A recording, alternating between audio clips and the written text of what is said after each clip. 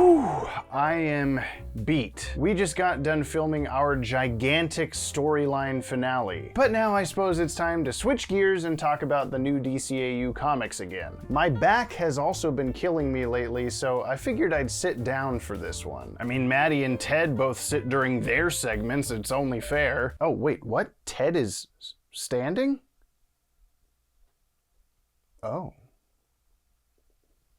If you heard me say storyline just now and you're like, what is that? What are you talking about? We've had a sort of cinematic plot threading through our videos for the last couple years. And now that COVID is getting a little more under control, we've been finally able to get together in person and film the grand finale. The full story so far is available to watch in our I've Got Maddie in My Basement playlist. If you've watched our Will It Canon episode on The Adventures Continue Season 1, then you're already on board the story train. And it ain't stopping until it reaches the ridiculously climactic station. So go rewatch that one again, or at least the intro and outro, and then buckle your Batmobile seatbelt for the big 3-part ending, debuting piece by piece over the next few months, with the DCAU Multiverse Revisited, Poison Ivy, Plant or Person, and finally, well, I don't want to spoil the surprise. But yeah, those new comics, right, okay. We're breaking down every Easter egg in both the newest issues of Batman The Adventures Continue and Justice League Infinity today, in that order. So stick around and let your attention span hang on at least long enough to get us that sweet, sweet watch time. Do it for the algorithm. Or if you haven't read BTAC and you just want to watch our JLI coverage, there's always this time code if you want to skip ahead and not help with the watch time, you big jerk. I'm just kidding, I love you. Regardless, I think.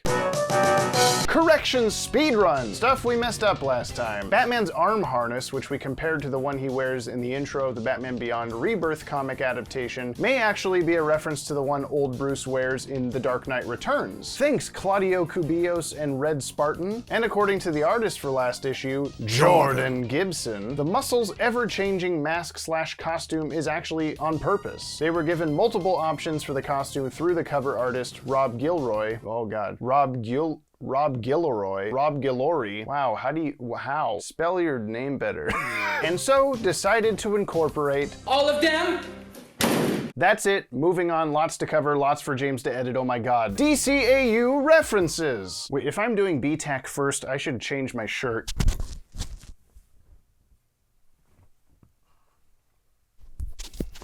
There, that makes a lot more sense. Former Mayor Mayfield refers to Batman as a Dracula character, which could be a nod to the probably canceled Vampire Batman action figure that was part of the Adventures Continue line. Unless McFarlane Toys picks it up, I have no idea what's going on with that, stop asking us. Or it's foreshadowing for that? We did get the Court of Owls regardless, after all. It's also potentially in reference to the unproduced Nocturna episode of Batman the Animated Series, where Batman got turned into a Dracula. Check out our BTAS Lost Episodes videos for more on that. The plot of this issue is a lot like The Darkest Night, a story that late BTAS writer David Wise pitched that would have involved Hitler Youths as a paramilitary organization that work for one of Gotham's rich socialites. For more on that, go listen to episode 40 of Batman the Animated Podcast. We get a look at a very Jimmy Olsen-ish photographer in this issue's flashback, with red hair and a green blazer and everything. While this guy might just be colored that way as a sight gag, there might actually be a canonical explanation for it, as this truck was seen in the BTAS episode Appointment in Crime Alley, labeled J. Olsen and Sons Photographic Equip, which we just talked about on the latest episode of one of our podcasts, Jump on the Batwagon, aka Yappy Dudes. So is this Jimmy Olsen's dad? And Jimmy is actually James Olsen Jr.? Historically, comic book Jimmy's dad was named Jake Olsen and was a secret government agent. So looks like at least Snyderverse Jimmy took after the old man.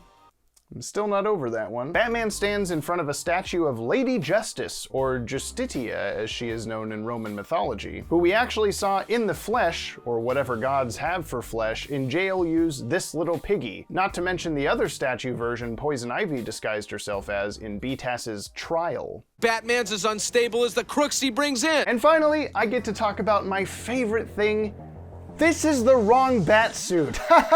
Okay, so this is supposed to be a flashback to Bruce's first year as Batman, yeah? Except we've already seen flashbacks on screen to, well, somewhere around this time, pretty damn early on in his career, and the suit he's wearing is Well, it's different. It's got that lack of a yellow oval around the symbol. It's got a more pouchy belt. I mean, we've already seen it in this comic series. It's hanging out in the Batcave. So does this mean Bruce changed over to his BTAC Batsuit sometime during his first Bat year? Well, maybe, but it doesn't really work too well with him supposedly being brand new to most people in this flashback, while in The Mechanic, we saw he already has a Batmobile, and in Robin's Reckoning, he has already adopted Dick Grayson, both in this earlier costume. And when did he ever have time to wear this red Bob Kane monstrosity? I bet he wore that for 5 minutes and then was just like, oh no, this is not going to work at all. Now, yes, if you're anything like the 96% of people who have commented on the Batsuit Conundrum video over the years, you're gonna just tell me, duh, he can have multiple costumes, one of them's just in the washing machine. And at some point,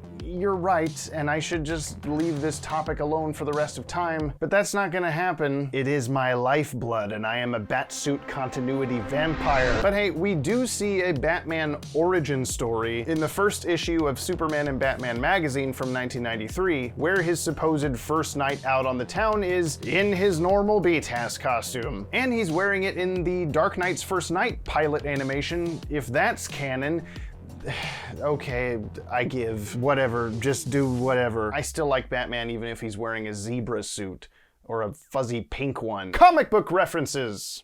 Per usual, the comic books reference comic books, but that's the nature of comic books, isn't it? Could these two panels be allusions to classic Batman comics covers? Well, the first panel could be based off the cover for Batman Shadow of the Bat number 0, while the second panel with the crosshairs might be Batman number 440, part 1 of A Lonely Place of Dying, which introduced Tim Drake's Robin. But Batman being in someone's crosshairs is kind of a thing. Batman's pose here is also somewhat similar to Alex Ross's cover for No Man's Land. Mayor Mayfield's police force, M-Force, is similar in name to Marvel Comics X-Force and A-Force, or N-Force series of Nerf foam weapons. It's Nerf or nothing. Or any other alphabet forces, because there's basically one for every letter. Just Google it, I promise you'll find it. N-Force is also somewhat similar in concept to Sable International from Marvel's Spider-Man on the PS4, both a private security corporation with an anti-vigilante stance at the whims of a mayor. We also did something similar in our fanfic webcomic that takes forever to create new issues for, Legacies of the DCAU, with Powers Tech employing Lockup and other new Arkham units. Read issue number 5 on legacesdcau.com. M-Force is only reminiscent in name to Major Force, the Captain Atom villain who folks may recall is prominent in the Batman Superman Public Enemies animated movie, based off the comic book. The newspaper delivery boys are an obvious reference to Joe Simon and Jack Kirby's Newsboy Legion, who first appeared in 1942's Star Spangled Comics number 7. The Newsboy Legion also had a little cameo on screen in JLA's Patriot Act episode, and Rick Burchett drew them in a cameo before in his JLA Resents Plastic Man special with Ty Templeton and others. One of our favorite topics here on the Watchtower Database is Nightwing's hair, and here he sports the same do as his appearance in the Batman Adventures Volume 2 comic. The last time we saw him in the Court of Owls issues, he still had his classic mullet, so the haircut shenanigans continue. Somewhere off panel he must have got a haircut. Perhaps the Batman and Harley Quinn prequel comic took place sometime between issues. Canon confirmed. Did you hear me? I said Batman and Harley Quinn is canon. It totally fits. Timeline stuff! Well, Batman the Adventures Continue continues to continue the continuing adventures of Batman the Adventures Continue. And by that I mean, I think by the time all is said and done, we're going to have to construct an all new, separate, but adjacent timeline for this thing so that I'll stop being annoyed with the continuity breaks and be able to wrap my head around this version of the BTAC mythos as it exists. I'm sure James has already had an existential crisis about the Batsuit, and yeah, that's all well and good, but what's up with this whole Stonegate thing? We're told that we're in Batman's first year, and yet Stonegate is open and operating as a prison? We see the groundbreaking ceremony and construction begin during Pretty Poison, and are told it was only 5 years ago, and according to Mask of the Phantasm, Batman's been around for roughly 10 years by the time of BTAC. So the prison really shouldn't be up and running until at least 5 years into his career. year. But then again, maybe this episode just takes place 5 years earlier for some reason. Our previous placement had a lot to do with the Harvey Dent lore that came from the previous tie-in comics after all. Oh, but wait, that doesn't work either, because as of the time of BTAC's flashback, Harvey isn't the district attorney. He works in that office, sure, but he's not the DA, and according to the episode, Gotham's new district attorney, Harvey Dent. And even then, how long has Stonegate been around? We're told the old Gotham County Jail is long abandoned, and I'm just over here thinking to myself, oh, was it because of Stonegate? Long abandoned? Because the super prison somehow existed years before it should have? I'm pulling my hair out over here. That's why it's shorter now. Not a haircut, but BTAC. Wait, did someone talk about Nightwing's hair already? Yeah? Okay, well, what about how Nightwing doesn't seem to be aware of Mayor Mayhem's past? That's something, right? I suppose it suggests that maybe this whole flashback took place shortly before Dick was adopted by Bruce, but then again, that damn Batsuit. Maybe Grayson's mentioned years of training from the original Batman Adventures books is still intact here, and Bruce just didn't want to talk about cases till he was ready? Or something, maybe? Speaking of things that don't talk, Mayor Mayhem's mom was in a coma for 2 years, so she doesn't even know what a Batman is. That is, unless she eventually wakes up from that coma in the distant future of 2039 and becomes Ma Mayhem and fights the egg baby. No, wait, I keep forgetting that they're doing this thing as if Batman Beyond never happened, so that's probably out of the question. While we're on the mayor's mom, okay, no, that sounds wrong, not like that. While we're on the subject of the mayor's mom, during that whole spiel, Mayor Mayhem yells about costume monsters, but like, who? This is something that's always had me curious though, and isn't BTAC specific. Batman has been operating for 10 years in the DCAU by the time of BTAC, but most of his rogues gallery, with the exception of the Penguin, are known to have started their criminal dealing either during the show or 7 years ago this very night. Which is to say, shortly before. The only other villains we really have any clue as to having been around earlier are the Reaper, thanks to the old Batman Superman website, and Mad Monk, as we see his hood in this UK exclusive I Love to Read Batman and Superman magazine. And let me tell you, tracking these down wasn't cheap or easy, and I've still got holes to fill in my collection, patreon.com/DCAU Watchtower. I guess both of these villains count, but like, there's gotta be more, right? Maybe we could pretend the Firefly episode even happened earlier? Why not? They already did, let's just move it more. Timeline goofs aside, it was really cool to see what may be Batman's first vanishing act with Gordon, and hey, thematically, these last few issues are exploring some cool territory with the questions they're raising about accountability and policing. But I'm just the wacky little timeline NB, so I'll pass it back over to James now.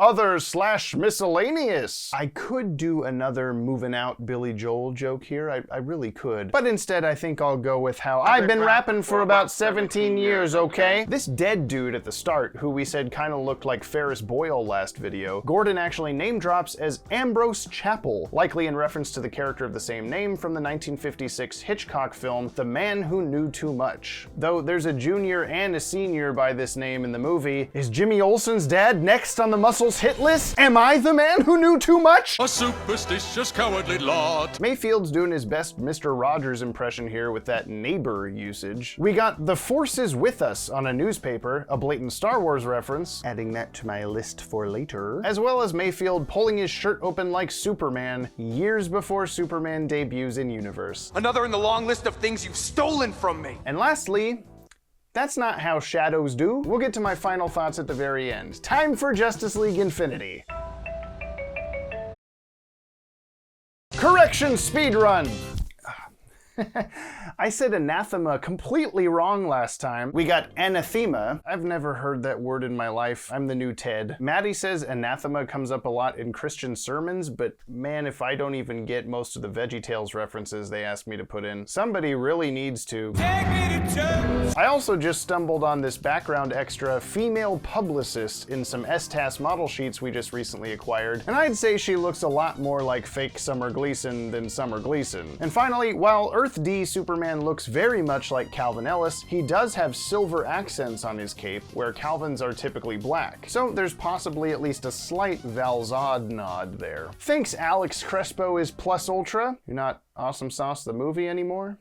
Shame. DCAU references! Okay, back to the good stuff. We get a glimpse of the Apocalypse Dog Cavalry here in Darkseid's flashback, which we saw previously in Little Girl Lost and The Ties That Bind, alongside cameos from the Underlings again, and of course, Steppenwolf. There's a direct callback to the ending of JLU's The Balance here, when Hades told Wonder Woman she was technically his daughter. And we get even more DCAU Hades action as the anti-life equation disguises itself as the god of the underworld in both his horned helmet look, oddly colored red instead of silver, and his multi-tongued horrific demon look, which were both very cool to see again. Though, when the hell did he ever say anything like this to Diana in Paradise Lost? He did, according to the editor's note, but closest thing I can think of is when he told Felix Faust, "Ultimately, pain and suffering are all man will ever know." That's my John Rhys-Davies impression, apparently. Go watch our James Bond video where I talk more about that. Nobody's watching the James Bond video. Who am I kidding? Nobody's watching this video. But Hades didn't even know Diana was in the room at that moment. Though maybe since she overheard it, that's what the anti-life equation is using against her. I don't know, it's kind of a stretch, but I guess it works. And last couple things, Diana playing chess against Darkseid has given me some serious Tower of Fate Wake the Dead vibes, and the panel borders surrounding Darkseid's story are pretty reminiscent of his kiss armor from the JLU finale. If that's on purpose, good work, Beavers and Filardi Incorporated. Comic book references! Again!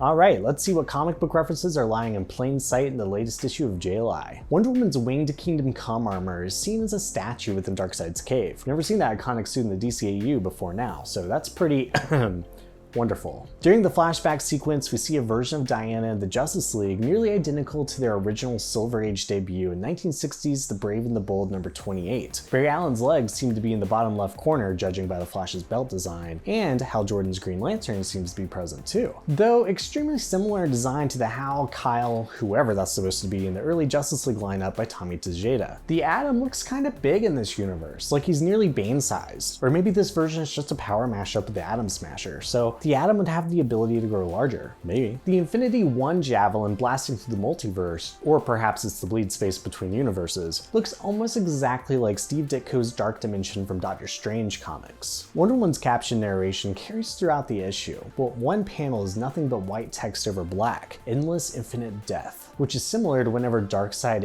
was used in Tom King and Mitch Gerard's 2019 Eisner Award-winning Mr. Miracle miniseries. The anti-life equation seen in this issue is a sentient entity rather than an actual mathematical formula. This version feels similar to the Parallax retcon from Green Lantern Rebirth and the like, or honestly the smoke monster from Lost. Yeah, some of us still remember Lost. It's a good show. Paul Dini worked on it. He didn't work on this comic though, that was the other one, the first one. Originally in Fourth World lore, the anti-life equation allowed those who knew it to dominate the will of any conscious species, obviously the opposite of the life equation, which is the concept of free will, usually represented by the White Lantern entity after the events of Brightest Day. However, even before Justice League Infinity, the anti-life equation has been represented as a sentient entity. First in Cosmic Odyssey, where it was blocked from entering the Milky Way by Dr. Fate. Again in Death of the New Gods, where it took over Mr. Miracle's body and was basically the dark half of the Source. And in the Darkseid War, where it was revealed to be a being from the antimatter universe, first discovered by Mobius, a scientist of Cord, who was cursed for looking upon it and transformed into the Anti-Monitor, the living avatar of the anti-life equation.